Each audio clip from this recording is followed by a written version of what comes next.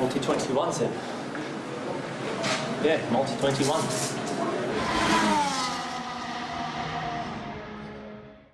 Bonjour à toutes, bonjour à tous. Troisième partie des bilans de la saison 2021 de Formule 1. Et donc pour ce haut de grille, on reprend les mêmes que le fond de grille.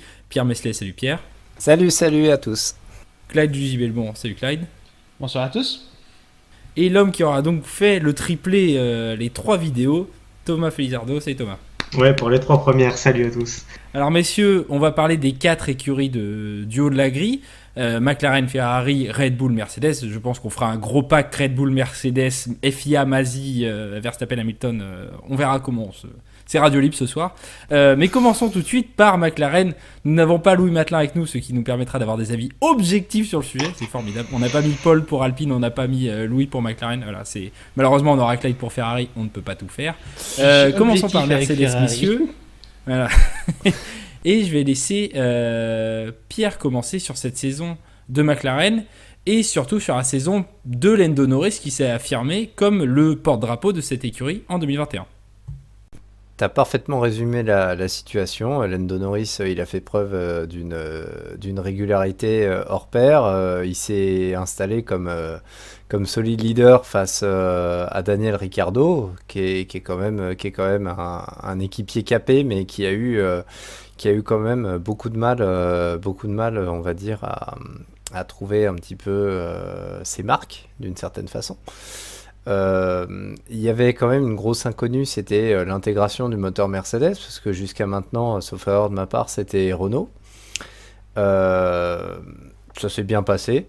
Le doublé même à Monza est historique pour McLaren. Ça montre que ça marche bien. Ça montre aussi que le temps décrié Zak Brown, finalement, en faisant un petit peu de ménage, en faisant tomber quelques têtes et en remettant un petit peu de sang neuf, notamment Andrea Seidel, finalement ça peut fonctionner. Et puis revoir quand même McLaren au premier plan après les années galères Honda, la transition avec Renault, même s'il y avait eu des belles choses l'année dernière. Ça fait quand même plaisir. J'ai juste un regret. Je pense que Norris méritait une victoire. Bon, je pense que sa plus belle occasion, ça a été en Russie avec les derniers tours que l'on connaît. Mais je pense que ça résume assez bien la situation. C'est-à-dire, c'est pas une situation où lorsque tu es en tête, tu es maître de ton destin. C'est au contraire lorsque tu es deuxième que tu as quasiment toutes les cartes en main. Et tu le dis sur Lando Norris, c'est peut-être lui méritait encore plus une victoire, peut-être que Ricciardo ou Ocon, dont la victoire est venue par les circonstances de course, mais c'est vrai que lui s'était montré très fort sur ce week-end. C'est le 4e pilote le plus rapide de la saison en qualification, c'est-à-dire qu'il est devant Sergio Pérez et devant les 2 pilotes Ferrari, ce qui fait qu'il place la McLaren devant la Ferrari en qualification, mais parce que lui a été d'un niveau éblouissant. Il s'est un peu... on va pas dire affaibli sur la deuxième partie de saison, mais il a pris conscience sans doute de ce qu'il valait et de ce qu'il pouvait atteindre après le triple header Belgique, Pays-Bas, Italie. On l'a vu un peu moins en forme, mais quand même ça reste une saison très solide. Je vais passer la parole à Thomas sur McLaren. Ouais, je vais surtout commencer par Lando Norris, moi aussi. J'ai trouvé que les 2 premiers tiers de la saison étaient sensationnels, quasiment parfaits. Et ça aurait pu être encore mieux s'il avait eu un tout petit peu plus de réussite en Hongrie, où il se fait avoir dans le bowling du départ grâce à Bottas, et en Belgique, où je pense qu'il était prêt pour faire la pole. Et malheureusement, il s'est crashé dans le raidillon, comme ça a été pas mal décrié à cause des conditions de piste. Malheureusement, je trouve que à partir de la Russie, est-ce que c'est le fait d'avoir perdu et la victoire à Monza, puis la victoire en Russie, qui lui a mis un petit coup sur la tête? J'ai trouvé qu'il s'est un petit peu effondré. Alors peut-être que la voiture n'avait pas aidé, mais j'ai l'impression que Ricciardo était revenu un peu plus au niveau, ou en tout cas que ça s'équilibrait, que c'était un petit peu un coup à toi, un coup à moi, sur la fin de saison, sur les 5-6 derniers Grands Prix, on va dire. Mais au-delà de ça, bon, c'était quand même une très belle saison de Norris. On a cru à un moment, donc ça rejoint ce que je disais juste avant, c'est qu'on a cru à un moment qu'il ferait 3e au championnat, devant Bottas, devant Perez, parce qu'il l'a tenu un moment, cette 3e place, avec des beaux podiums tout au long de la saison, que ce soit à Imola ou à Monaco par exemple. Ça s'est pas concrétisé. Je pense que la voiture était pas tout à fait au point. Effectivement, je te rejoins, Pierre. Je pense que le moteur Mercedes a aidé. Je pense que l'intégration du moteur Mercedes a aidé McLaren à faire un bond en avant dans la hiérarchie. Et même si sur le résultat brut, McLaren descend d'une place par rapport à 2020, puisqu'ils avaient fini troisième l'année dernière et quatrième cette année, la saison est meilleure parce qu'ils sont plus proches de devant. Ils ont évidemment fait un doublé, le seul doublé de la saison, ce qui reste absolument fou à mon sens. Il doit y avoir quelque chose comme 4 ou 5 podiums dans la saison, ce qui est vraiment honorable vu où ils étaient il y a encore quelques années. Donc non, une très bonne saison. Et enfin, pour toucher un mot sur Daniel Ricciardo, évidemment, super content pour lui pour cette belle victoire à Monza qui était largement méritée. La joie sur le podium a fait a apporté du baume au cœur. Après, je pense il faut lui-même qu'il aille chercher au plus profond de lui le petit truc qui lui manquait chez McLaren cette saison, qui lui a peut-être manqué aussi chez Renault. Je pense que depuis qu'il est parti de chez Red Bull, il se cherche un petit peu. Alors sans doute à cause des caractéristiques de la voiture où il retrouve plus le point fort du freinage qu'il avait chez Red Bull. Mais il faut qu'il arrive à faire abstraction de ça, puisque c'est un pilote de premier rang. Il devrait être capable, à mon sens, de s'adapter à tout ce qui roule, dont la McLaren. Donc j'attends vraiment de lui qu'il soit au même niveau. Donc saison un petit peu en demi-teinte, avec surtout un coup d'éclat. Mais je pense que Ricciardo peut faire mieux que ça. Clyde sur McLaren. Je rejoins un petit peu. McLaren a clairement fait une meilleure saison que l'année dernière. Enfin, ils continuent avec les progrès qu'ils avaient fait. La puissance du moteur Mercedes doit aider. Même si je suis pas totalement convaincu que ce soit seulement Mercedes, à mon avis, l'écurie McLaren est simplement dans une bonne dynamique depuis 2018 et elle revient à son niveau, à un niveau qu'elle est censée avoir. Le Norris a fait une excellente saison. Sa fin de saison, elle est effectivement moins flamboyante, mais il est quand même dans les points à chaque course, où il marque au moins un point à chaque course. Ricciardo, sur le même 6-7 derniers Grands Prix, il marque des points 2 fois. Alors des gros points certes, mais Non, mais il fait 2 top 5. C'est ça. Par contre, il n'est pas dans les points pour les autres courses. C'est un peu dommage. Donc je pense que cette fin de saison, c'est surtout peut-être la machine McLaren qui a commencé à s'essouffler sur la fin de saison, peut-être beaucoup plus tournée vers 2022. Peut-être une voiture moins adaptée au circuit de la fin de saison. Je ne sais pas exactement ce qui s'est passé. Peut-être effectivement une baisse de morale de Norris, qui s'est vu très très beau en Belgique et puis surtout en Russie et en Italie, et qui n'a pas pu concrétiser comme il aurait voulu. Mais ça n'enlève rien à cette excellente saison. C'est encore une fois beaucoup de promesses pour la suite. On a un top pilote chez McLaren, c'est Norris. On va voir ce que Ricciardo pourra faire après une deuxième année. Sa deuxième année chez Renault était quand même bien meilleure que sa première année. Il a aussi beaucoup souffert de ne pas avoir vu sa famille, de ne pas être venu en Australie pendant un an et demi même. Ça lui a fait beaucoup de mal, je pense, au moral. On verra ce que ça va donner, mais clairement le top pilote chez McLaren, c'est Norris. Et ça augure quand même du bon pour la suite, mais il faudra concrétiser tout au long de la saison. Et pour l'instant, je rajoute juste un point sur Ricciardo. Ce qui lui a quand même, ce qui lui a fait défaut, c'est l'exercice de la qualif où il partait souvent en Q2. Enfin, il butait au niveau de la Q2. Pour pouvoir aller chercher peut-être des points un peu plus importants, notamment dans l'optique constructeur. C'est un exercice dans lequel ça peut être bien qu'il puisse s'améliorer, là où Norris est capable de sortir quasiment toute la quintessence sur un tour.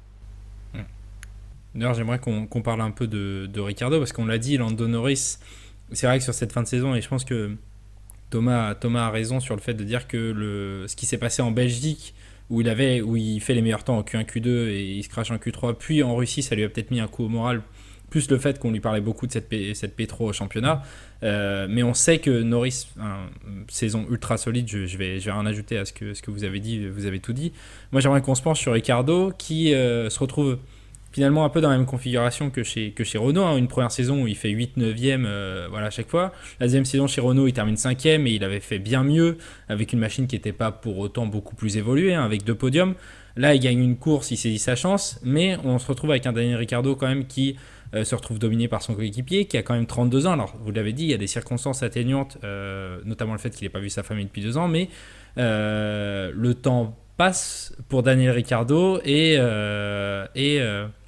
cette saison 2021, je trouve un peu placée de la position de leader d'équipe à celle de coéquipier de par l'énorme saison de Lando Norris. Je ne sais pas ce que vous en pensez, mais je trouve que ça s'est un peu inversé. La dynamique sur la première partie de saison s'est vachement inversée et il a eu du mal à revenir en tant que leader annoncé de l'écurie. Thomas, je dirais que presque au contraire, c'est Norris qui s'est affirmé en tant que leader. C'est que le Norris qu'on voyait un petit peu comme le petit rigolo de la bande, surtout avec Sainz, où ils étaient vraiment pas les derniers pour faire la première boutade venue. Et ben en fait, il a montré qu'il savait diriger une équipe, il savait être rapide quand il fallait. Alors je pense que lui a eu son gros point faible en Russie où il envoie bouler son équipe. Après Ricciardo, effectivement, il a peut-être un petit peu souffert de la comparaison. Et par contre, moi, là, il m'avait vraiment fait peur, c'était à Monaco. Quand il se fait prendre un tour par Norris, je le voyais presque dehors à la fin de l'année, quoi. Il nous a fait mentir, en particulier par la victoire. Mais oui, ouais, il nous a fait quand même très peur cette saison, il faut qu'il se ressaisisse, quoi. Ouais, c'est surtout la position enfin, ses qualifs en début de saison, et je crois que c'est Pierre qui en parlait, mais ses qualifs en début de saison faisaient très très peur, et son niveau global, enfin, je vais retrouver combien il fait en qualif sur la saison, mais je crois qu'il est, il doit être 8 ou 9e des pilotes en qualif, donc derrière un Pierre Gasly, hein, qui n'est pas dans les top teams. Il s'est souvent retrouvé parfois éliminé en Q2, on l'a vu plusieurs fois cette saison, et c'est vrai que c'est pas habituel chez un pilote qui a été souvent poleman par le passé. Oui, mais moi je rejoins Thomas. Ouais, vas-y. J'ai tendance à rejoindre Thomas, à savoir que on sait que Ricciardo, il a un pilotage très incisif et on sait qu'il aime les voitures sur lesquelles il peut freiner très très tard. Sauf que chez Renault, apparemment, la voiture c'était pas tout à fait ça. Et sur la McLaren, je pense qu'il lui a fallu beaucoup de temps justement pour continuer alors je dirais pas modifier, mais adapter plutôt son pilotage par rapport à sa mouture. Il ne faut pas oublier que Ricciardo, depuis 3 ans, ça fait déjà 2 équipes. 2 équipes, tu ne peux pas te placer directement en tant que leader. Pour être leader, il faut que tu t'installes dans l'équipe. Norris est là depuis quand même plusieurs années. On se doutait qu'avec le départ de Sainz, Norris étant un produit un petit peu McLaren, on attendait de lui justement qu'il puisse prendre le leadership. Je suis pas tout à fait d'accord sur 2 points. Déjà, sur les 4 premiers Grands Prix, Ricciardo se qualifie 3 fois devant Norris. Donc sur un tour en début d'année, il était devant Norris. Alors il y a eu le Portugal où il se fait éliminer en Q1, mais Bahreïn en Émilie-Romagne et en Espagne, il est devant. Portugal, effectivement, t'as raison, c'est mon erreur.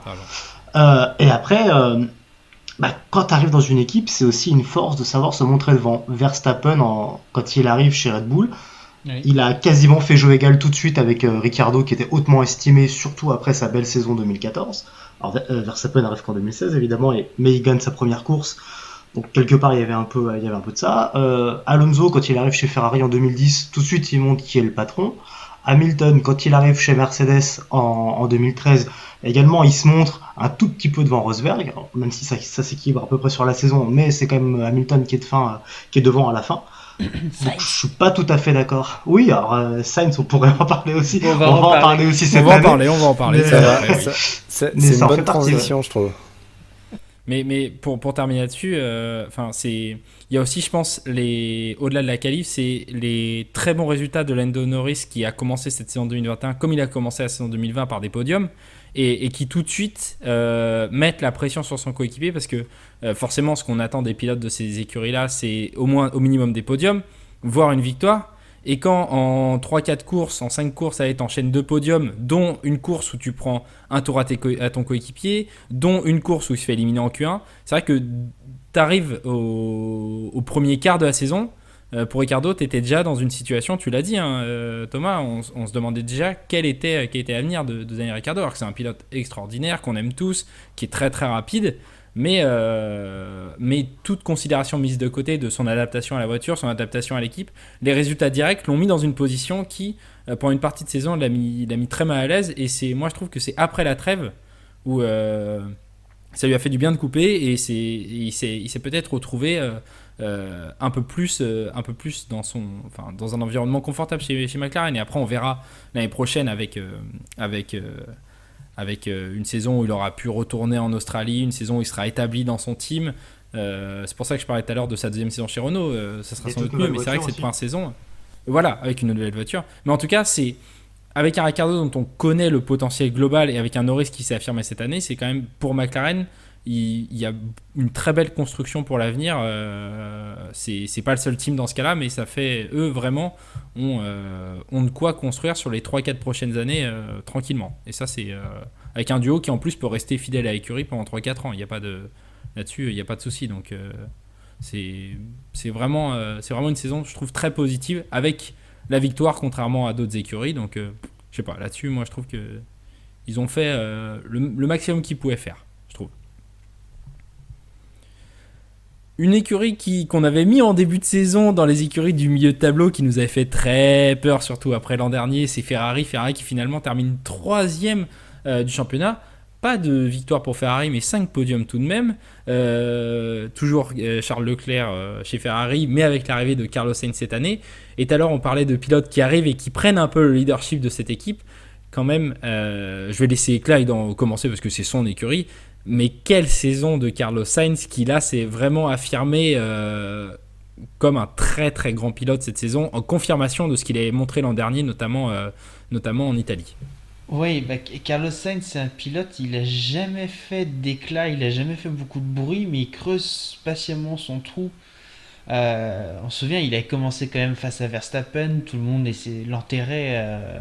Il faut dire ses coéquipiers déjà, hein. Ouais, Verstappen, Hülkenberg, Norris et Leclerc.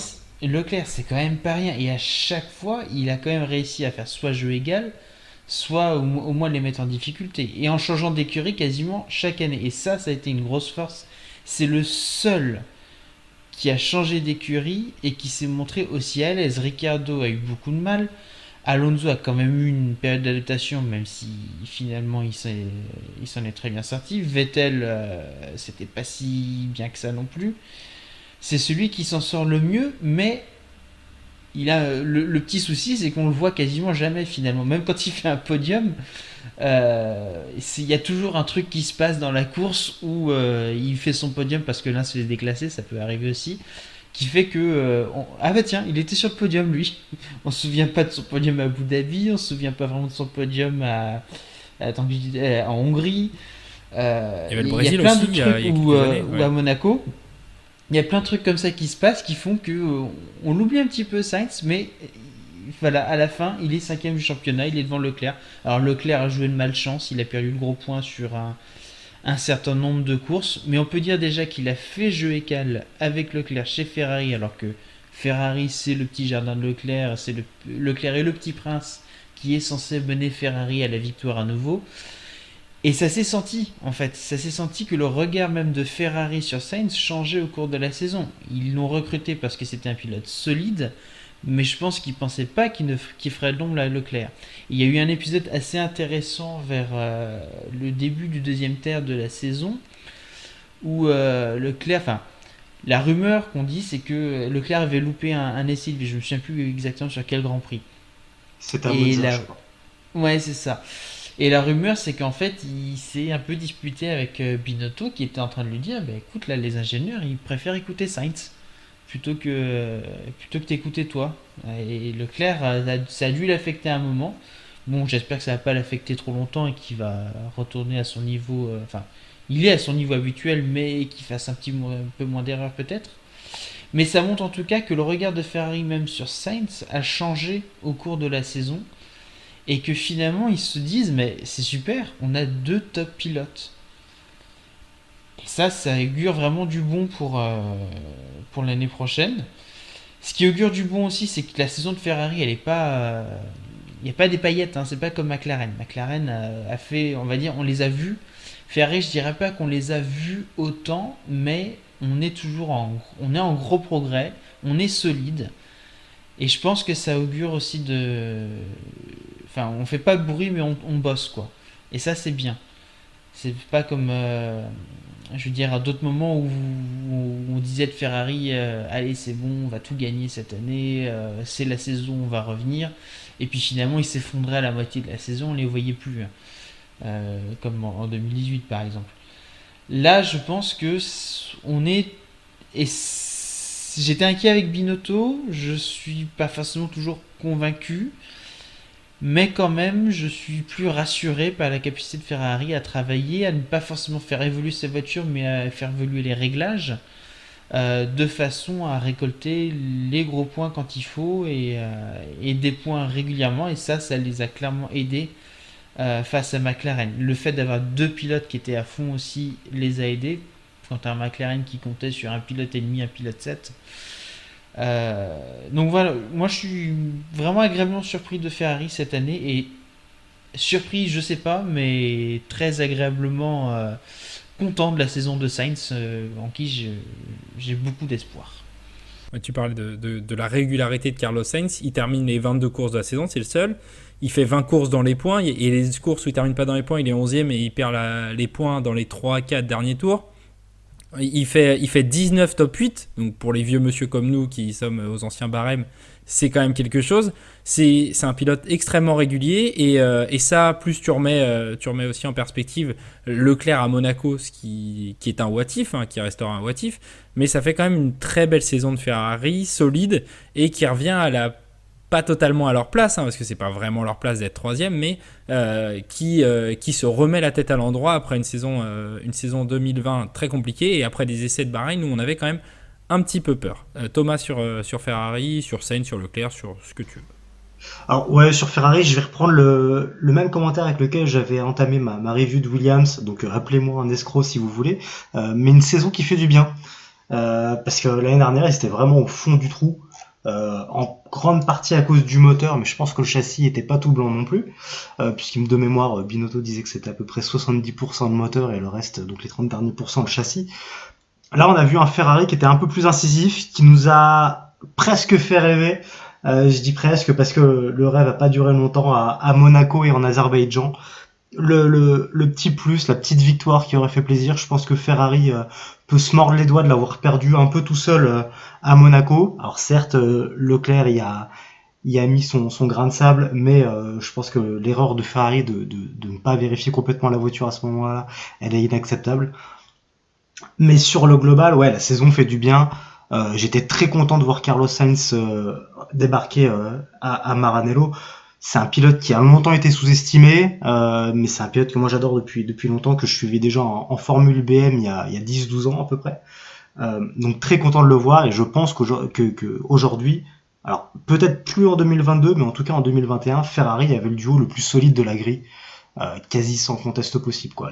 Il y avait peut-être pas le meilleur pilote chez Ferrari, mais au global c'était les plus homogènes, c'était les plus forts. Je pense, Clément, tu dois avoir les stats sur les écarts en qualif, mais je pense que c'est quasiment Absolument. le duo le plus proche. C'est le duo avec le plus petit écart. C'est 96 millièmes d'écart en qualif entre les deux en C'est moyenne. ridicule. C'est le plus proche. Il n'y a personne qui est en dessous du dixième. Et au-delà de ça, parce que ça, du coup, ça prend le dernier temps de qualif, entre guillemets, donc en général la Q2 ou la Q3. Non, ça prend le meilleur temps global de la qualif. Oui, voilà, c'est ce que je veux dire, c'est que Ferrari était souvent en Q2 et en Q3, rarement sorti en Q1. Mais quand on regardait dans le détail, à chaque session, donc Q1, Q2, Q3, les deux Ferrari étaient quasiment dans le même dixième, et c'était exceptionnel. Ça veut dire qu'a priori, ils arrivaient à extraire tout le potentiel de la voiture, et ça faisait vraiment plaisir à voir. Sainz, je n'ai pas fait l'écart type, mais oui, c'est très proche aussi. C'est vraiment très très proche à chaque course, t'as raison.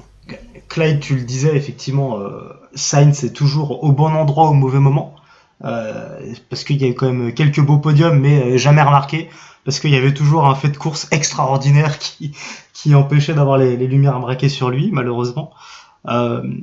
Donc, mais excellente saison, à voir s'il arrivera à continuer, s'il aura un peu plus de potentiel à donner.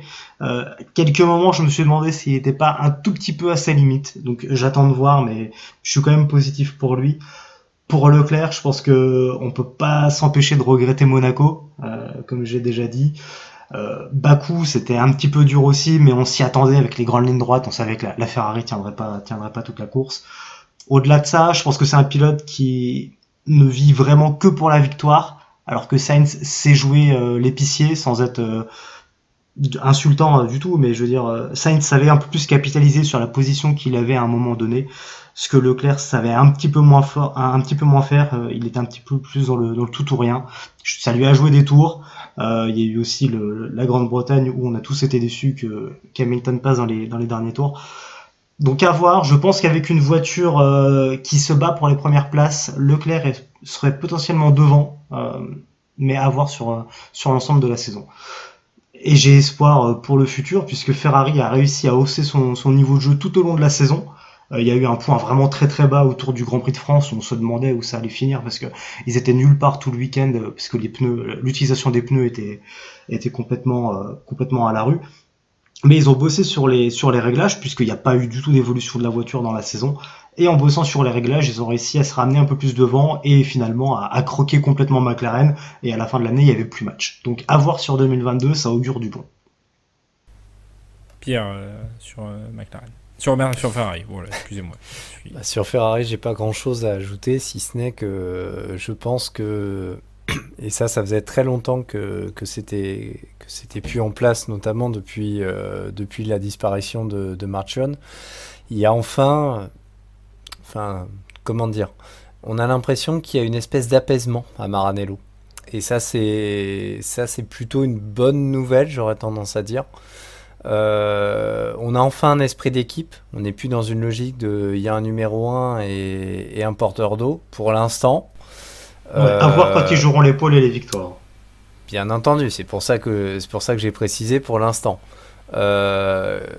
Sainz a fait une très très bonne saison, discrète mais efficace. Vous l'avez dit, des podiums mais souvent éclipsés par d'autres faits, on va dire. Après sur le reste, je trouve que c'est bien que sa voix puisse être entendue auprès des ingénieurs. Ça, je trouve que c'est pas mal.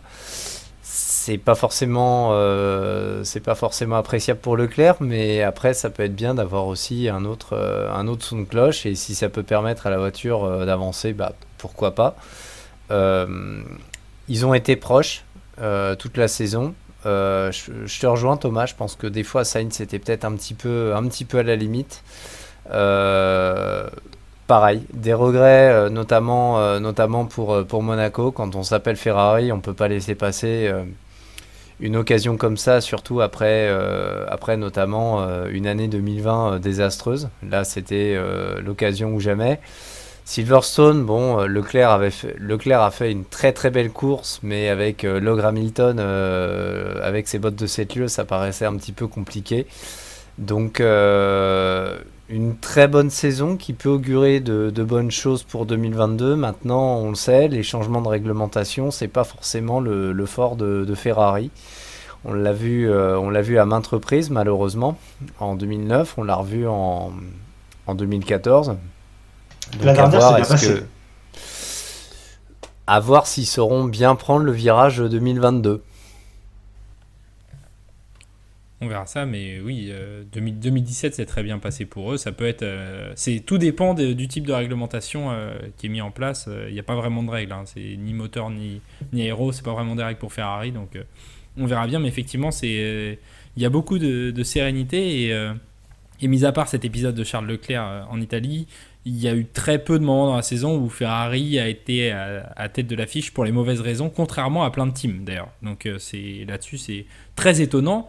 Et je trouve que, on en parlait, je ne sais plus pour Alfa Romeo, mais cette année, Ferrari aussi a su sortir des bons coups tactiques, ce qui n'était pas arrivé, je trouve, depuis un certain nombre d'années, et il s'améliore aussi là-dessus. Et on a tout qui va dans le bon sens pour Ferrari, ça fait quand même assez plaisir. Messieurs, passons au véritable duel de la saison. Ce qui nous a fait dire dans la première vidéo que c'était une grande saison, cette saison 2021, c'est le duel entre Red Bull et Mercedes. Mercedes qui remporte le titre constructeur, mais Red Bull qui remporte le titre pilote. Il y a un article qui est sorti il y a peu de temps à ce sujet sur le site, mais bon, l'hypocrisie du titre constructeur, hein, Mercedes avait l'air vraiment ravi d'avoir gagné et Red Bull dégoûté d'avoir perdu là-dessus, même s'il y a des circonstances, bien évidemment, on rigole. Je vais laisser commencer Thomas sur le sujet des équipiers. Commençons par ça, avant de faire le grand bilan de Hamilton et Verstappen. Faisons le bilan de Perez et Bottas leur saison 2021. Et ça n'a pas l'air d'être l'avis général, mais je trouve que les saisons n'étaient pas si différentes. C'est-à-dire qu'ils étaient très loin de leur équipier. Au final, Perez marque quand même 46 points de moins que Bottas, alors que son équipier est champion du monde. On va dire qu'il arrivait dans un nouvel environnement, qu'il devait apprendre une voiture qui, on l'a déjà dit, était très compliquée. Mais la saison de Perez, elle est un petit peu sauvée. Enfin, si, elle est complètement sauvée même par sa victoire en Azerbaïdjan et par son podium au Mexique à domicile. C'est ce qui a vraiment fait du bien dans cette saison. Sur le reste, c'était quand même un peu laborieux, je trouve. Encore une fois, c'était pas dit que Gasly aurait pas fait au moins aussi bien. Voilà, j'ai pas forcément été enthousiasmé par Perez, par Bottas non plus. La différence, c'est que Bottas, c'est maintenant la 5e saison, on n'est plus enthousiasmé, et donc il était temps que ça s'arrête. Il y a eu des moments où c'était très très très mauvais et on se demandait ce qu'il faisait là, parce que dans le trafic il a montré une inaptitude à doubler même des fois des voitures qui étaient très loin comme des Alpha, où des fois c'était compliqué. Donc on verra ce qui va se passer dans cette même Alpha cette année. Et oui, même Perez, hein, j'ai souvenir de sa course à Zandvoort où c'était pas toujours facile de doubler, ne serait-ce que Latifi. Alors sans rien préjuger de Latifi, mais en tout cas la Williams c'était clairement pas au niveau de la Red Bull, ça c'est clair. Donc assez déçu des numéros 2 dans les écuries championnes. On a eu un Sergio Perez d'ailleurs qui a par 2 fois obtenu un coup de boost après sa victoire en Azerbaïdjan. On l'avait vu très bon en France et au Red Bull Ring où il était très joyeux à la radio, très incisif. Et pareil après son podium en Turquie, on l'a vu arriver en Amérique du Nord très incisif aussi et faire 2 podiums. Et ça a été un peu les montagnes russes. Il est beaucoup plus loin de son coéquipier que Bottas en qualification, mais en même temps Max Verstappen est le plus rapide en qualification, donc ça joue aussi. Et Perez n'a jamais été particulièrement bon sur un tour, c'était surtout le rythme de course sa force, faut le dire. Absolument, c'est sa science de la course de sa force, mais cette saison il y a eu quelques moments où il était vraiment le 4e des 4. Il y a eu plusieurs courses comme ça. Même des fois le 5e. Hein. Même des fois le 5e quand Lando Norris était au niveau, hein, mais je te rejoins je vais laisser la parole au gars, mais je te rejoins pour dire que ni l'un ni l'autre n'a fait une saison franchement très convaincante. Bottas peut-être un peu plus parce que le titre constructeur est à la clé pour Mercedes, mais c'est pas non plus très enthousiasmant. Pierre, je te laisse parler sur ce sujet. Thomas l'a dit, hein, je vais pas me faire l'avocat du diable. Pour Perez, c'était un nouvel environnement. Moi, je trouve qu'il s'est plutôt bien adapté parce qu'arriver chez Verstappen, c'est toujours compliqué. Il a su quand même s'adapter, il a su s'illustrer quand il y avait besoin, notamment à Bakou. Bon, c'était un peu victoire surprise, mais fallait être là et il était au bon endroit au bon moment, j'aurais tendance à dire, avec une grande part de chance, certes, mais quand même. La chance, ça fait aussi partie du sport. Mais après, très très irrégulier. Je me souviens notamment en Grande-Bretagne, il était nulle part. Plus d'autres courses où justement il aurait pu jouer le rôle de faire valoir et peut-être empêcher Hamilton ou Bottas d'amasser des points. Il n'était pas là. Donc, et de l'autre côté, Bottas, cinquième saison, mais bon, on sent que le côté, alors, je sais plus à quelle version de Bottas on en est, hein, je sais plus si on en était au 3.0, 4.0, moi à mon avis on en était toujours à la version bêta. On est sur Bottas Vista, je pense. Ouais, la vraie version 2.0 de Bottas, c'est celle de Williams. Hein. C'est ça. Mais bon, après, au-delà de ça, plaisanterie à part, je pense que le management Wolff l'a un petit peu éreinté, c'est-à-dire des CDD reconduits chaque année, pas de vision à long terme. Bon, il faisait à peu près jeu égal sur les premiers Grands Prix avec Hamilton, et puis après ça a été terminé. Euh, il a quand même réussi à sortir une victoire en Turquie, donc bon, là où quand même il s'était un petit peu ridiculisé l'année dernière, bon, c'était une jolie revanche, je trouve. Et puis il était intouchable. Oui, mais Bottas, Bottas, c'est le mental, quoi. C'est-à-dire quand c'est un peu un Mansell, quoi. C'est-à-dire quand la voiture est bien, quand il est bien mentalement, il est quasiment imprenable. Le problème, c'est que ça arrive à peu près une fois par année, quoi. Donc bon, tu peux pas demander à un gars comme ça de jouer le titre. Donc bon, c'est ça que je trouve un petit peu regrettable. Mercedes lui doit quand même une fière chandelle. Je me permets juste une parenthèse avec Abu Dhabi, là où Perez s'est montré pour le coup coéquipier exemplaire pour Verstappen. Ben Bottas, à mon avis, devait déjà être dans une Alfa Romeo, je pense. Clyde sur ses équipiers. Oui, bah, je serais peut-être moins sévère avec Perez. On a vu comment Albon ou Gasly, Gasly a prouvé qu'il s'était pas un manche, ont galéré avec cette Red Bull-là. Il arrive dans un environnement qui n'est pas du tout le sien, Perez, contrairement à Albon et Gasly qui connaissaient déjà l'environnement Red Bull. On voit qu'il s'est quand même mis le management dans la poche, au moins pour le moment. Marco et enfin Horner et surtout Marco ont l'air d'apprécier Pérez et ça c'est déjà une victoire. Il est certes pas forcément aussi près qu'il aurait voulu à tout moment. Il y a eu des passages à vide, il y a aussi des abandons qui ont fait beaucoup de mal en termes de points à Red Bull en Arabie Saoudite ou à Abu Dhabi. Notamment en Hongrie aussi.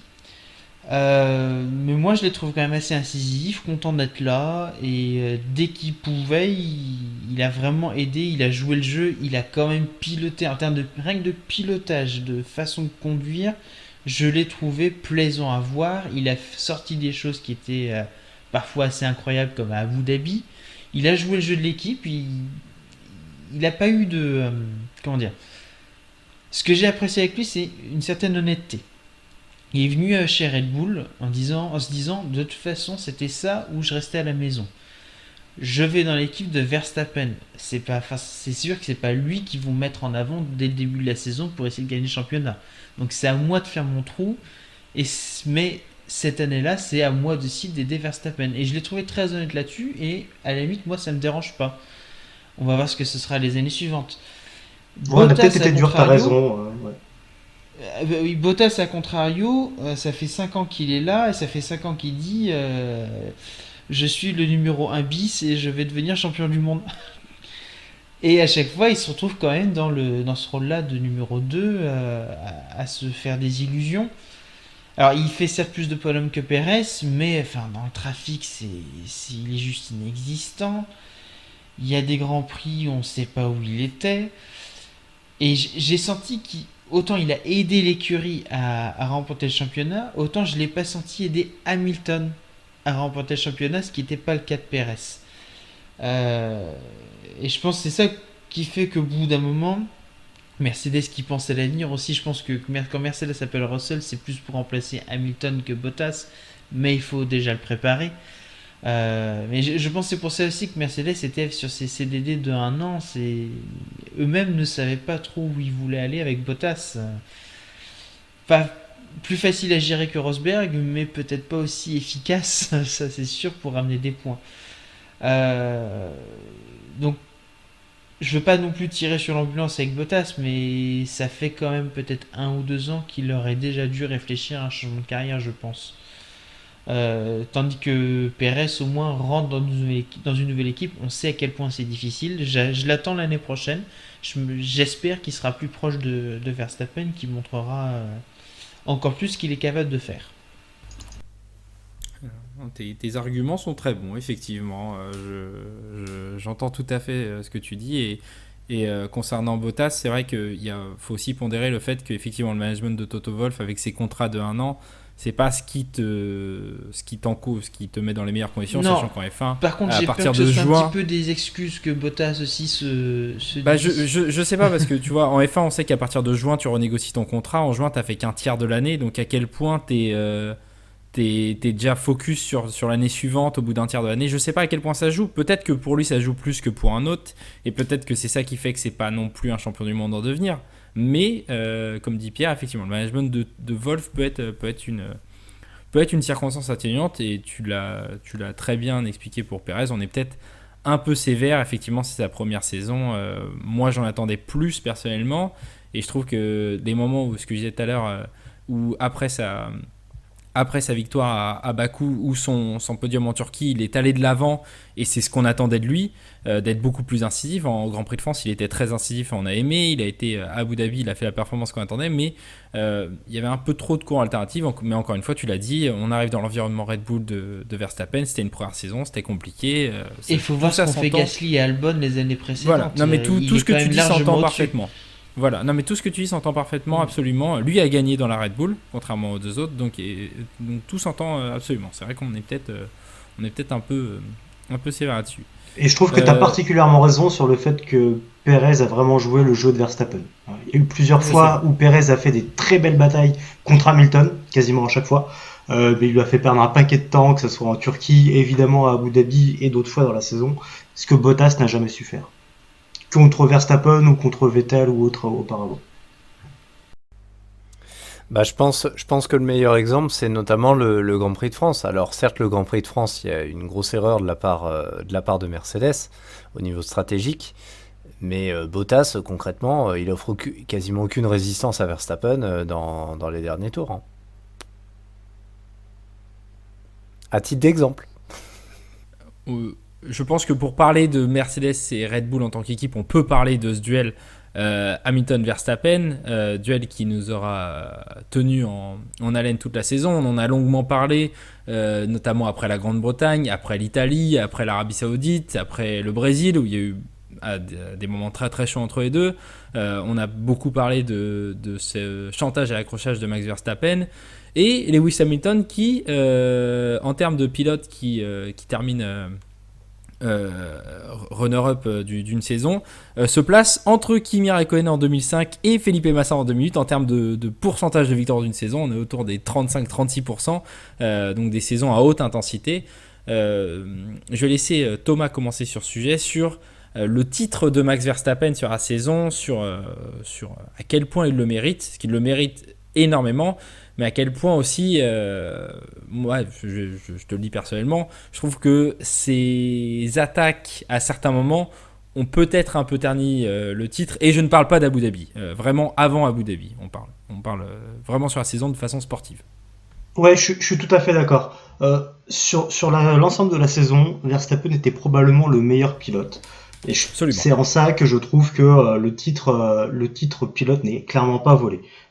Nonobstant tout ce qui s'est passé d'extra sportif, on va dire, à Abu Dhabi, en tout cas qui pas sur la piste. C'est aussi un pilote qui a fait preuve de beaucoup de malchance. Faut pas l'oublier. Il y a quand même eu l'Azerbaïdjan où son abandon, il y peut rien, et il perd 25 points d'un coup, si c'est pas plus. Il y a peut-être même 26. Il y a la Grande-Bretagne. Bon, on pourra en reparler des heures. Bon. N'empêche qu'il prend un 0 pointé en Grande-Bretagne. Juste après, on enchaîne sur la Hongrie où, encore une fois, il est victime de Bottas au départ et à la fin, il échoue avec seulement 2 points alors qu'il pouvait potentiellement en marquer 18. Il y a peut-être d'autres exemples comme ça qui me sortent de la tête, mais en tout cas, j'ai ces trois-là où vraiment Verstappen a manqué de chance. Et sans tout ça, alors avec des si on ferait le monde, hein, mais sans tout ça, le championnat a été plié bien avant. En revanche, on le pensait entre guillemets guéri, mais Verstappen reste Verstappen. C'est-à-dire que Verstappen arrive à tracher son écurie. Il arrive à dire que s'il avait la Mercedes, le championnat serait fini depuis longtemps. Je trouve que c'est une manque de respect ultime pour son écurie. Ça veut dire que son écurie a pas fait du bon boulot, ce qui est clairement pas le cas. Et ouais, il y a toutes ces petites attaques dont il n'y avait pas besoin en plus, parce qu'encore une fois, je pense qu'il avait un package suffisamment bon pour être devant, et en plus il était meilleur sur la saison, alors qu'Hamilton a fait beaucoup plus d'erreurs, particulièrement l'Azerbaïdjan, mais il y en a eu d'autres.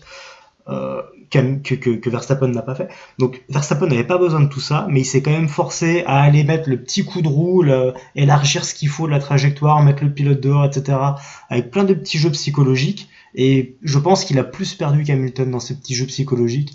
Et ça, c'est dommage parce que ça peut laisser un petit goût amer dans cette victoire qui, pourtant, n'était clairement pas déméritée. Clyde, sur ce titre de Max Verstappen.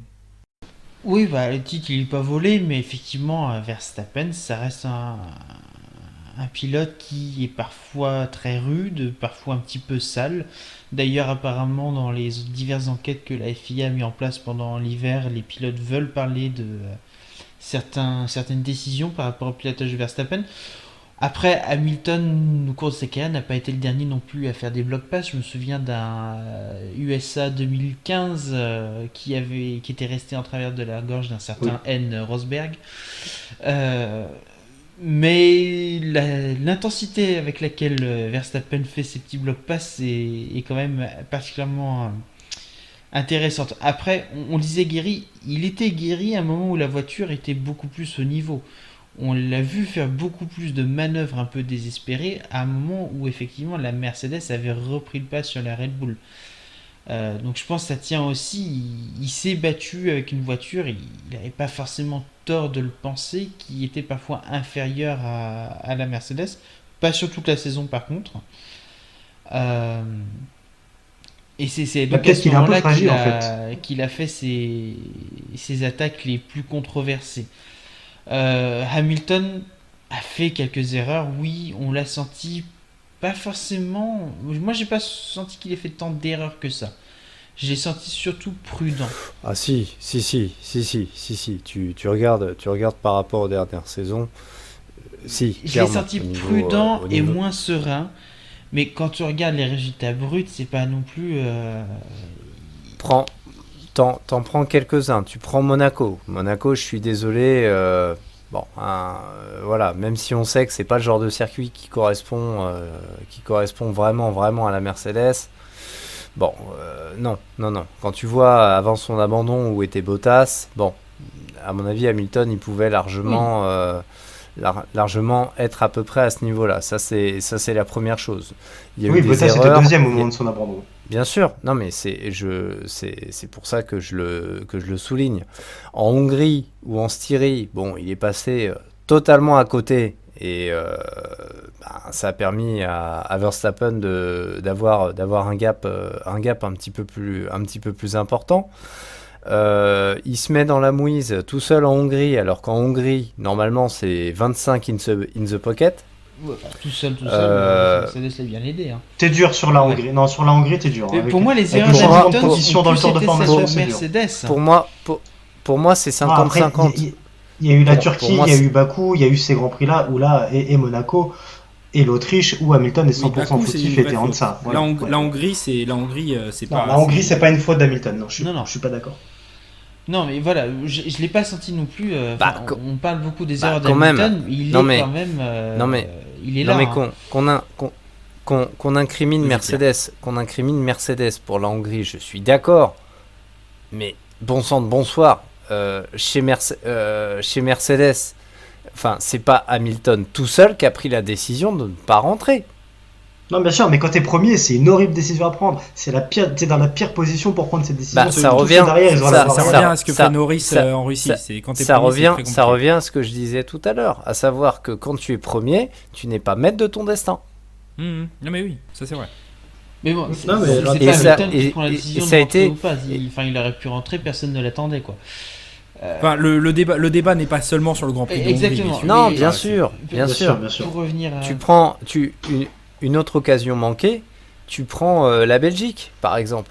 Même si personne pouvait vraiment prédire ce qui allait se passer, il sort pas le tour qu'il faut, alors que sous la pluie. Troisième, c'est pas catastrophique non plus.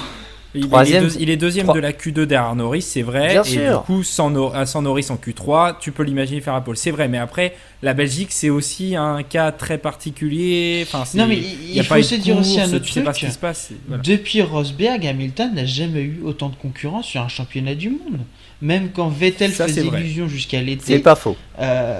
c'est sûr que c'est Ça facile passait de après dire l'été. Hamilton est un super pilote qui fait jamais d'erreur quand il est tout seul.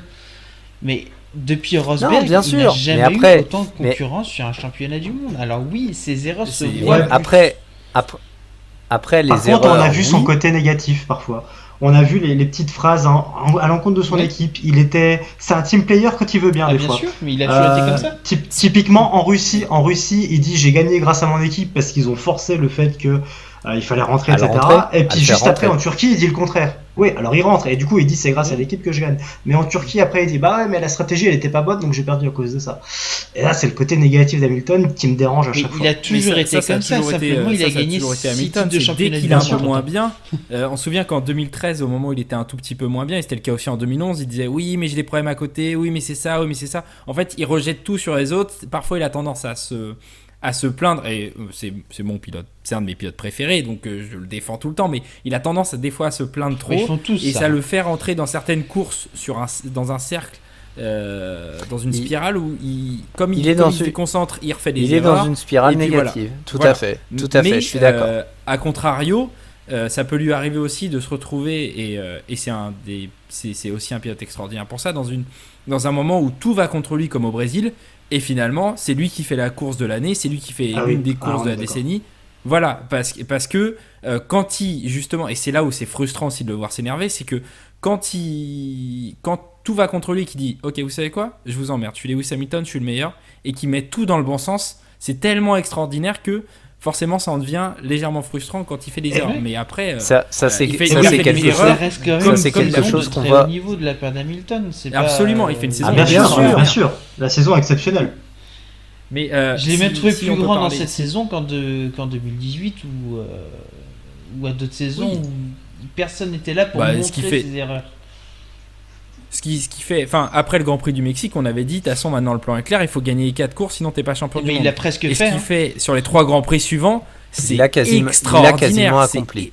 Mais Il même l'a sur les 4 quasiment Grands Prix accompli. suivants, parce que Abu À 2 Dhabi tours jusqu'à près. 3 tours avant la fin, c'est extraordinaire. Et là-dessus, moi j'aimerais revenir sur Max Verstappen. Je sais pas vraiment si on se rend compte, parce que pour moi c'est un cas unique dans l'histoire de la F1. C'est la première fois qu'on a un mec qui a été programmé pour ça, mais depuis l'âge 1. Ses parents ont arrêté la course auto pour le programmer pour ça. Depuis qu'il a 3 ans, il est programmé pour ça. La façon dont son père l'a éduqué, et ici on emmerde Jos Verstappen pour plein de choses, et pour son comportement en dehors de la piste, notamment envers sa famille. Mais la façon dont il a éduqué, la façon dont sa mère l'a éduqué pour devenir un espèce de tueur sanguinaire qui fait que des fois il en fait trop, et c'est très dérangeant, et il n'y a que lui qui compte, et disait Thomas, la façon dont il jette son équipe sous le bus, mais il est tellement programmé pour ça que pour moi en fait je pense qu'on se rend pas compte de la pression qu'il y avait sur lui, et il pouvait que être champion du monde un jour. Maintenant qu'il a été, c'est maintenant qu'on va voir à quel point tout son talent peut être mis en œuvre sans peut-être le côté négatif de la pression, mais Ouais, il y a j'ai hâte Lui, il se tellement donne de déjà. pression. Lui, il dit déjà, Voilà. un titre, c'est ce que je voulais, et puis maintenant. C'est ça, c'est que m'en fous. depuis qu'il a 3 ans, donc depuis l'année 2000, il est dans sa tête, c'est ça. Donc pendant 20 ans, quand on te répète ça tout le temps, quand en plus t'as Red Bull avec Helmut Marko qui passe son temps à dire que t'es le plus grand pilote de l'histoire de Red Bull, alors ça au passage. Merci, Vettel. Ouais, Non, merci mais il a Vettel raison. quand même. Ça fait... Non mais après, moi je pense qu'il a raison aussi, mais quand même tu peux pas le dire à ce moment-là, c'est pas possible. Pas avant le premier titre en Vettel, tout cas. Bien sûr, mais ici tout le monde le sait. Vettel pas top 15 de l'histoire, on l'a déjà dit plusieurs fois. Si les gens ne sont pas contents, On parle, faites le classement. Ouais, Weber parle number on one. parle d'un gars qui a ruiné combien de carrières là au passage. Non mais oui, et bien Donc, sûr pour Helmut Marko, mais Max On peut rappeler Verstappen, le titre du podcast, hein, quand même. c'est absolument. Et je rappelle que la première émission de ce podcast était Verstappen a-t-il perdu la sauce, parce que c'était un moment en 2018 où il était un peu moins bien. Mais Max Verstappen, je trouve que c'est un exemple. Le deuxième exemple de ça, c'est comment il s'appelle, j'ai perdu son nom, le jeune Finlandais en rallye de chez Pas Toyota. Romain Perra, mais. Voilà, Si, c'est Roven lui. Perra, qui pareil est un gamin qui est programmé pour ça. C'est la première fois dans l'histoire, et c'est étonnant que deux gamins arrivent comme ça au même moment, que des gamins sont programmés par leur famille pour ça, pour le but ultime qui est d'être champion du monde. Et Verstappen, c'est extraordinaire. Je trouve que d'ailleurs, Yann Erlaché en touring car, c'est un peu la même chose. C'est toute une nouvelle génération de pilotes avec des familles de pilotes qui les programment plus qu'avant où tu étais pilote parce que ton père était pilote, blablabla, ta mère était pilote et tu devenais pilote. Là, Verstappen et toutes ces générations-là, c'est des gamins qui sont vraiment mis dans ce moule-là. Et pour le symbole, moi je trouve que c'est extraordinaire. Même si je regrette son comportement en Italie, son comportement au Brésil, son comportement en Arabie Saoudite. Oui, mais En Clément, Grande-Bretagne, c'est un peu plus partagé pour moi. Mais même si je regrette ça, sa saison est tellement extraordinaire. Et notamment le triptyque en France et les 2 courses en Autriche qui sont d'un niveau tellement incroyable que tu peux juste t'incliner devant ça. Même si le mec en dehors de la piste n'est pas forcément le plus agréable. Même si sur la piste, il n'a pas le comportement le plus agréable. D'un point de vue sportif pur, c'est très très fort. Espérons que ça aille mieux après son titre. Espérons que ça aille mieux. Oui, tu veux dire, Pierre. J'aurais tendance à dire Verstappen, il va se retrouver. Verstappen se retrouve un peu dans la même situation qu'Hamilton. C'est-à-dire, Hamilton, quand il était chez McLaren, il y avait la grosse emprise du paternel, si vous vous souvenez. Notamment en 2007 avec. Et la pression d'avoir un titre très vite. T'as raison. Voilà, avec l'histoire qu'on connaît. À un moment donné. Quand papa s'est retrouvé un petit peu à distance, on a pu voir un garçon un petit peu différent. Je demande à voir la même chose pour Verstappen, parce qu'on sait qu'il y a une grosse emprise, pareil, de la part du paternel. Est-ce que, avec ce statut de champion du monde, un petit peu d'éloignement, un petit peu de prise de hauteur, un petit envol d'une certaine façon par rapport à Jos Verstappen, est-ce que justement ça peut peut-être pas lui permettre de se poser? Après, sur le plan sportif, je te rejoins. Verstappen, il est comme il est. C'est sûr que c'est un pilotage brut, parfois à la limite, voire même des fois un petit peu au-delà. Mais quel garçon! C'est-à-dire, le gars est capable de te sortir des dépassements. Tu te demandes comment ça passe. Tu regardes sur le départ, c'est à Barcelone. Il te fait l'exter à Hamilton. C'est fantastique. Il est capable et il a été un petit peu programmé pour ça, c'est-à-dire réussir à sortir parfois des manœuvres de dépassement qui sont correctes, mais à des endroits où l'adversaire ne l'attend absolument pas. C'est là où il est génial, mais c'est vrai que de l'autre côté, il pêche des fois, il pêche par orgueil. Après, la question, c'est de se demander à quel point justement sa façon de piloter avec un chantage à l'accrochage peut s'enlever maintenant qu'il a plus la pression d'un titre. Est-ce que, comme il le dit, lui, c'était son objectif, un titre, et que maintenant, on va juste voir un mec libéré sur la piste, ou si on va continuer d'avoir un Verstappen qui est quand même, faut le dire, qui est quand même très très sale à certains moments, et c'est pas possible d'avoir un pilote aussi peu propre. Après, personne ne lui dit rien. Hein. C'est ça. Regarde aussi. ses premières saisons. Donc là, c'était quand même sa 7e saison. Ce qui commence à être pas rien, mais regarde ses toutes premières saisons, principalement 2015-2016. Il y a une certaine clémence de la FIA, en effet. C'est ça, et quand tu regardes, typiquement l'exemple parfait pour moi, c'est le Mexique en 2016, quand Vettel pète un câble en insultant au passage Charlie Whiting pour ce que fait Verstappen sur la piste, en coupant la piste, en le bloquant de manière très sale, etc. C'est l'exemple type que Verstappen, on lui a jamais rien dit. Son père l'a toujours poussé dans cette direction, l'a toujours programmé pour ça, et il n'y a jamais eu personne pour contrebalancer et pour freiner un petit peu ses ardeurs. Et pourtant, ça devrait aussi être le rôle de la direction de course, qui à un moment de taper du poing sur la table et dire « sur mon circuit, c'est propre, donc Verstappen, écoute, tu te calmes un petit peu. » quoi. Et ça a déjà été fait par le passé, mais Verstappen, en tout cas depuis que Verstappen est là, on ne l'a plus vraiment. Et donc c'est un peu gênant, et au final, on encourage son comportement, je pense. Oui. Et c'est un petit peu contraire par rapport à ce qui est un petit peu enseigné sur au niveau des écoles de pilotage. Justement, on te demande. Alors oui, mais c'est dans la philosophie de Messi, c'est dans le Let's Amaris de Messi. Malheureusement. Bien sûr, oui, bien sûr. Mais pourquoi ton idole, tu le vois à la télé faire quelque chose? Pourquoi toi tu peux pas te permettre de refaire la même chose? C'est plus dans ce sens-là. L'exemple est très mauvais. C'est par rapport à l'image véhiculée, parce que Verstappen, quoi qu'on en dise, véhicule quand même une certaine aura, véhicule une certaine image. Il passe très très bien au niveau du jeune public. Un jeune public dont une infime partie peut se retrouver demain peut-être dans les antichambres, mais quel exemple il envoie, c'est-à-dire sur des manœuvres parfois très hard, très rugueuse, où justement, vous l'avez dit, il va vouloir aller au contact. Donc ça veut dire que si on voit ça en F3 ou en F2, il faudra tout simplement se taire. Oui, mais enfin, c'est pas la première fois qu'on voit ça. Je pense qu'il y a l'image qu'a renvoyé un Senna ou un Schumacher lors de leurs années de champion C'est du pas monde pareil. ou pas. Pour moi, c'est pas tout à fait pareil. Pour moi, il y avait un côté au-delà de la limite qui est aussi la victoire Oui. à tout prix et qui pouvait renvoyer à certains pilotes. C'est vrai que là, comme Ça me pendant semblait 15 moins ans, fréquent. on a eu Hamilton, Alonso, Raikkonen, Vettel, qui la plupart du temps ont été propres, la plupart du temps, hein, parce que Vettel en 2010 et 2013 c'est un peu sale. Alonso, Hamilton, ça l'a été aussi par Pas moment. si ça que ça en Mais piste. c'était pas la majorité, alors que un Senna ou un Schumacher avait déjà cette aura là du titre nécessite Oui, tous mais les c'était moyens. localisé, c'était des coups de sang vraiment passagers, alors que Verstappen, c'est quasiment à Et chaque parfois, parfois instinctif, je dirais. Alors que Verstappen, des fois, c'est même limite calculé. Ah oui, mais complètement. Là, complètement. Tu prends, mais- tu prends le Brésil, c'est pas instinctif. Bah non. Je suis désolé, c'est du Bien calculé. sûr, mais après il l'a fait avec sa compréhension des règles. Il savait qu'il serait pas sanctionné pour ça, donc il l'a fait. D'une certaine manière, Bien il sûr. a raison.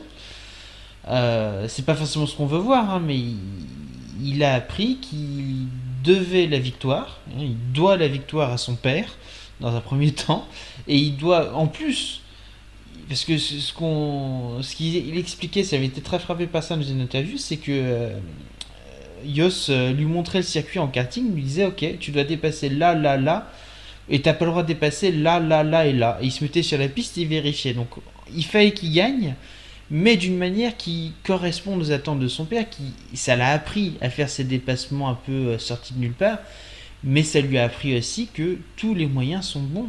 Et comme ni en formule de promotion visiblement, ni en Formule 1, on lui a dit calme-toi, ça, ce genre de pilotage, ça s'arrête, bah pourquoi il arrêterait? Pourquoi il arrêterait? Alors bien sûr que maintenant Surtout c'est qu'il calculé. arrivait très vite en Formule 1. Oui, Oui. et que les formules Alors- de promotion dans lesquelles il est passé, c'est en plus des formules de promotion qui étaient très laxistes, comme la FIA F3 qui a Oui, été pendant c'est ça. un long moment, notamment la période 2013-2015, et lui il y était en 2014, un n'importe quoi général où c'était du let them race à Bien outrance. sûr, bah, et du coup, on peut pas non plus s'étonner que maintenant Verstappen continue avec ce qu'il a fait gagner. C'est Après- pour ça qu'on peut peut-être attendre les résultats de l'enquête de la FIA, avec peut-être une réorganisation, on l'espère, un petit peu plus profonde, et une intransigeance manifeste pour éviter que ce genre de manœuvre ternisse un petit peu l'image du sport. Euh, on va passer forcément. On en a longuement parlé déjà lors de la review d'Abu Dhabi, mais j'aimerais entendre vos avis là-dessus parce que Pierre était là, mais Thomas et Clive, vous n'étiez pas là à ce moment-là. Juste pour terminer, moi j'ai sur Verstappen, c'est la première fois depuis Alonso et Hamilton où j'ai vraiment l'impression de voir un mec qui, en termes de vitesse pure, est extraordinaire. Mais ça fait des années qu'on le dit, hein, on en avait parlé longuement en 2019 sur certaines courses, notamment en Autriche. Mais quand même, quand il met tout dans le bon sens, il y a que 2 ou 3 pilotes sur cette grille, et je pense que c'est Hamilton et Alonso qui sont capables d'aller dans le même, enfin, d'être aussi fort que lui. C'est vraiment c'est bluffant comme vitesse. Sur Abu Dhabi, puisque bon, on va terminer la saison là-dessus, même si ça a été une extraordinaire saison, et même si on a longuement parlé d'Abu Dhabi. Thomas, sur ce dénouement du championnat, à quel point est-ce que ça te gâche, toi, le championnat? Un championnat, je joue pas sur une course, donc j'aurais du mal à dire que le championnat était gâché là. Ce qui ternit la saison, en fait, c'est tous les accrochages qu'on a pu avoir, que ça soit la Grande-Bretagne, l'Italie, l'Arabie Saoudite et Abu Dhabi, donc malheureusement les 2 derniers Grands Prix de la saison aussi. Tout ça me laisseront toujours un petit goût amer pour cette saison.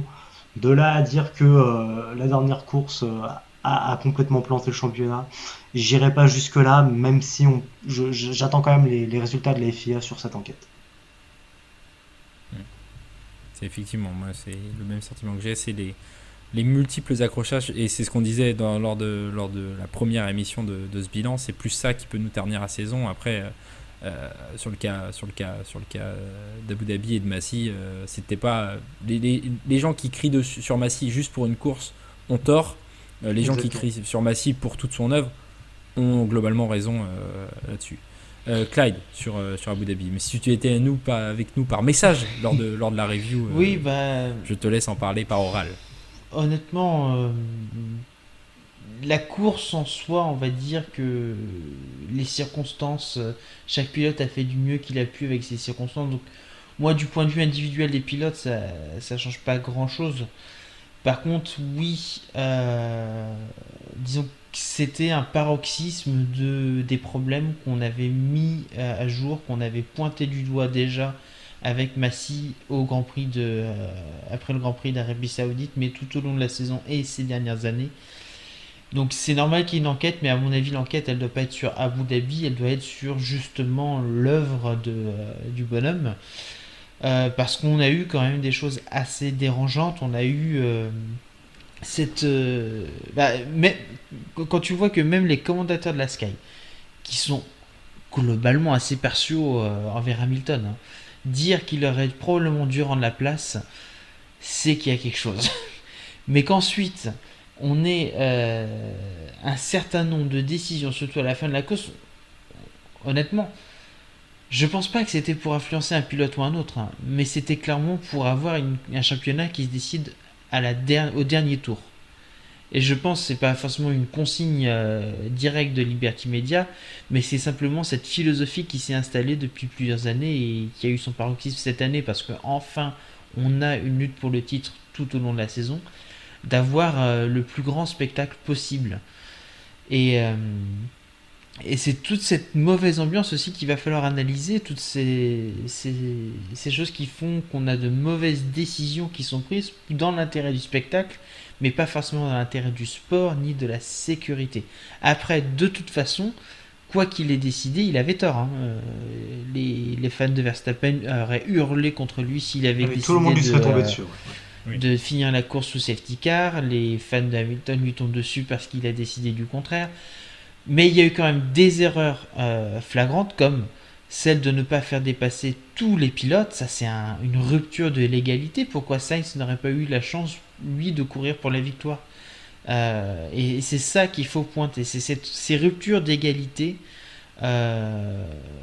Ces ruptures d'égalité dans le traitement des incidents qui font que Massy doit être au moins épaulé et probablement remplacé.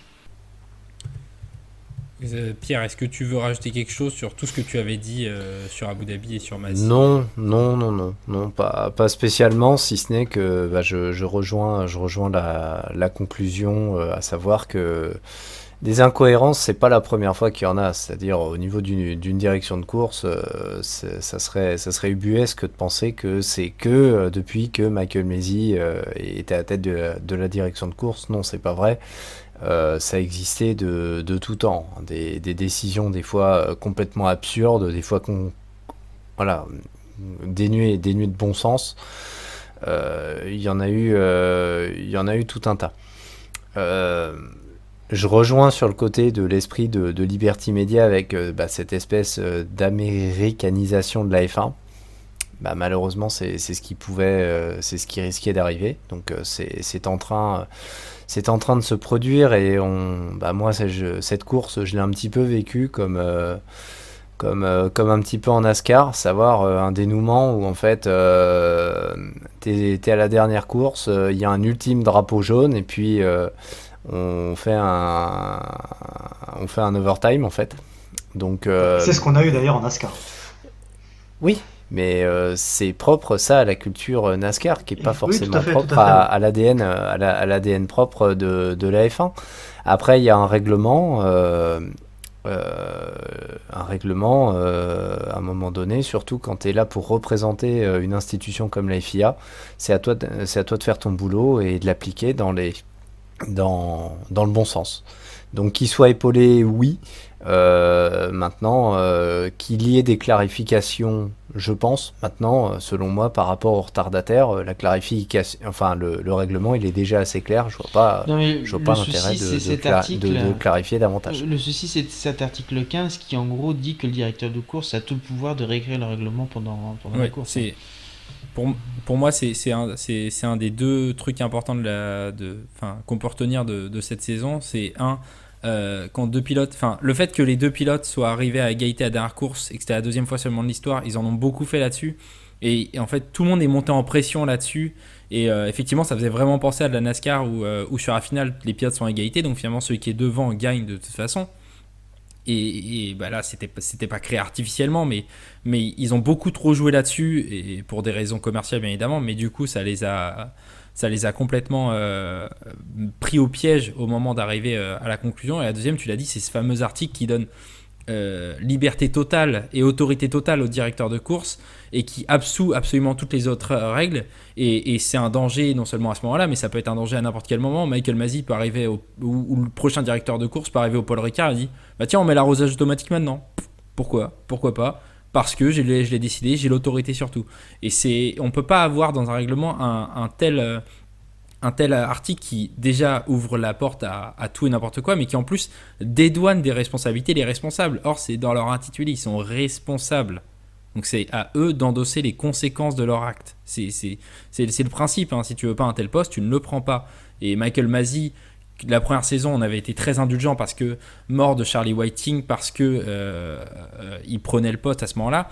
Mais dès 2020, il y a eu beaucoup d'erreurs qui nous ont fait dire que à un moment, il faut aussi tirer la conclusion de ces actes, et ce qui s'est passé après 2020 et dans cette saison 2021, avec aucune remise en question, avec toujours des rapports pour expliquer que telle ou telle chose n'était pas de leur faute, et qui se termine par cette radio hallucinante de It's Called a Motor Race, avec un ton hautain envers un directeur d'équipe qui pourtant ne mérite pas notre affection, Toto Wolff, mais tu peux pas parler comme ça à un directeur d'équipe, peu importe qui c'est.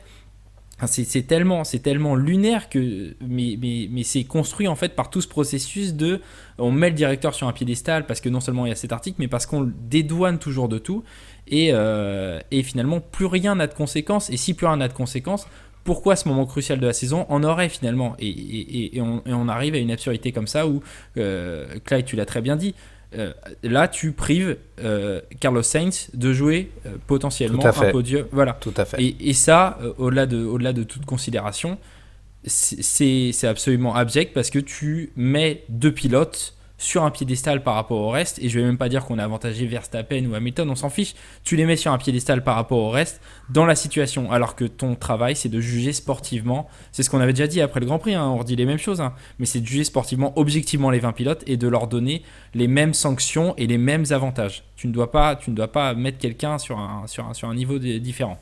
Donc voilà, mais effectivement, le fait qu'on se soit retrouvé à égalité avant la dernière course, ça fait monter énormément de choses en pression, et ça, on a beaucoup trop joué là-dessus, et c'est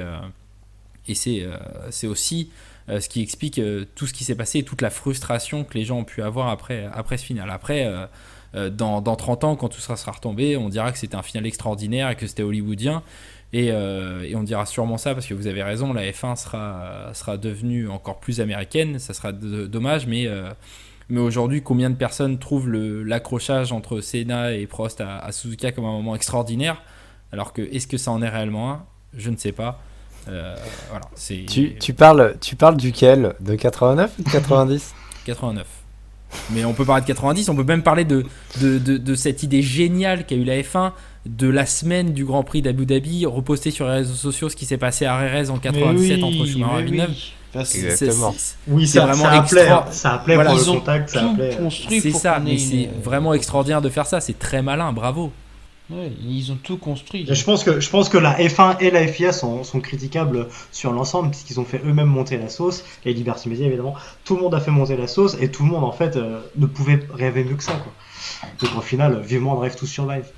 Et puis comme il n'y a eu aucune conséquence, je radote à chaque émission, c'est incroyable, j'ai l'impression d'être un vieux monsieur, mais comme ils se sont mis, comme la FIA s'est mis elle-même dans la mouise avec ce qui s'est passé en WEC entre Porsche et Ferrari, en ne prenant aucune conclusion et en donnant un rapport 3 jours après un accrochage qui était pourtant évident, et en dédouanant le directeur de course en disant finalement il s'est rien passé, on laisse le champion du monde être champion du monde, après un gros accrochage comme ça. Forcément, quand tu arrives exactement la même chose, c'est-à-dire à la direction de course qui influe immédiatement sur le résultat dans un autre championnat qui en plus est ton championnat le plus important 3 semaines après, qu'est-ce que tu fais? Tu viens de créer un précédent 3 semaines avant en WEC. Tu peux plus faire machine arrière. Et ça rentre dans tout ce discours-là. Voilà, c'est très dommage parce que quand même c'était une très bonne saison. Pour terminer cette ère 2017-2021 de ces voitures extrêmement larges, extrêmement imposantes en termes d'aérodynamisme, très très rapides, les plus rapides de l'histoire pour l'instant, on verra ce que donnera la prochaine réglementation, mais c'était une très belle saison. Et c'est dommage d'avoir vécu plus que cet accrochage à Abu Dhabi. Tous ces accrochages restés impunis, vous en avez très bien parlé, messieurs. Je ne sais pas si l'un d'entre vous a une dernière petite chose à rajouter avant qu'on conclue sur cette saison 2021. Bah, on a un petit peu épilogué sur Abu Dhabi. Pour celles et ceux qui nous ont écoutés jusqu'au bout, on ne peut que vous renvoyer sur l'extraordinaire review qu'on avait fait à la suite du Grand Prix d'Abu Dhabi. Et on embrasse Ahmed qui l'avait fait avec nous, c'était très sympa de l'avoir. Et Aurélien. Et Aurélien, absolument, qui était avec nous, bien évidemment, père fondateur de cette émission. Messieurs, je vous remercie du coup, ça y est, c'est fait, la review de la saison est entièrement faite, on a distribué tous nos bons, tous nos mauvais points sur les 10 écuries. On se retrouve très bientôt pour une prochaine émission de Multi-21. N'hésitez pas à vous abonner, activer la cloche.